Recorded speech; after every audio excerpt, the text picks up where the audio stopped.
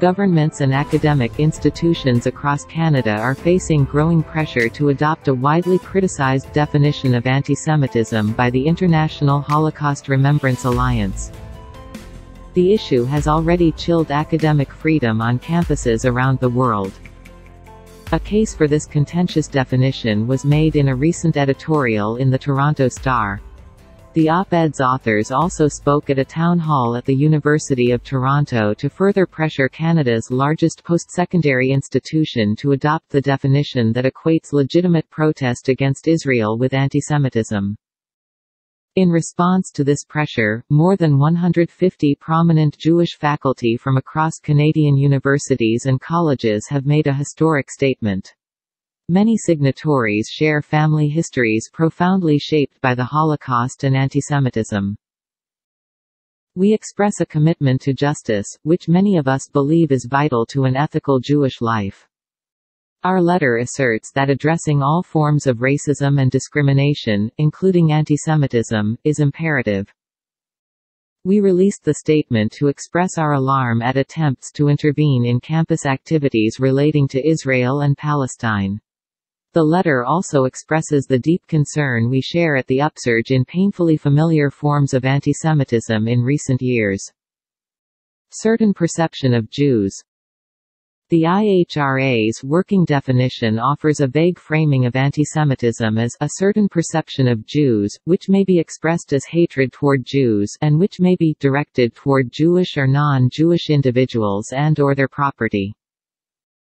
The problem is that this formal definition is tied to a series of examples, more than half of which equate criticism of the Israeli state with antisemitism.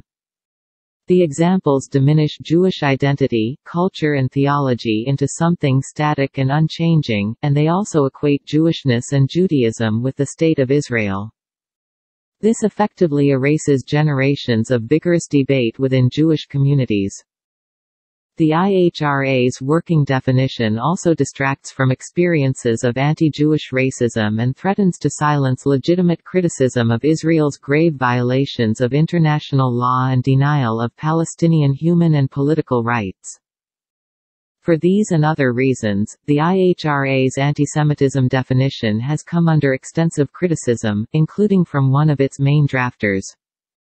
The issue is particularly pressing because the definition has been invoked by those seeking to interfere with governance and student life at Canadian universities. On campuses where this definition has been adopted, it's been used to intimidate and silence the work of unions, student groups, academic departments and faculty associations that are committed to freedom, equality and justice for Palestinians. Opposing the definition. A range of international Jewish institutions have recognized this problem. More than 500 Canadian academics signed an open letter on the subject, following multiple statements by Jewish and Israeli academics and Israeli citizens in the UK, along with specialists in Jewish and Holocaust history, who oppose the adoption of the IHRA's definition. The New Israel Fund of Canada retracted their support for the IHRA's definition of antisemitism.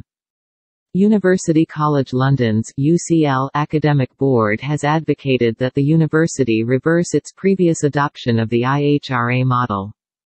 The new letter by Jewish faculty at Canadian academic institutions joins these others and goes beyond them.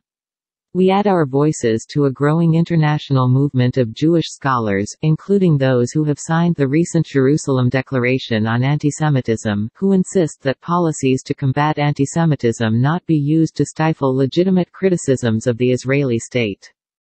At the same time, we assert the right to stand in solidarity with the Palestinian people. Legitimate form of protest. The signatories also recognize that the Palestinian-led boycott, divestment and sanctions movement is a legitimate, nonviolent form of protest.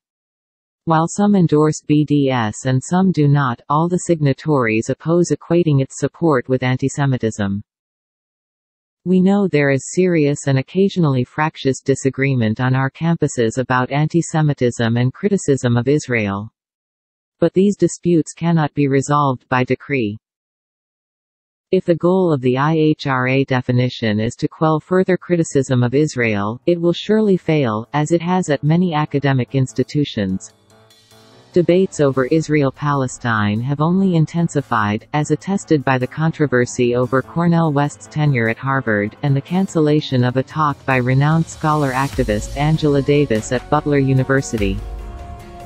Adopting a seriously flawed statement to confront antisemitism is antithetical to the broader pursuit of justice and tolerance that is at the core of the mission statements of many universities.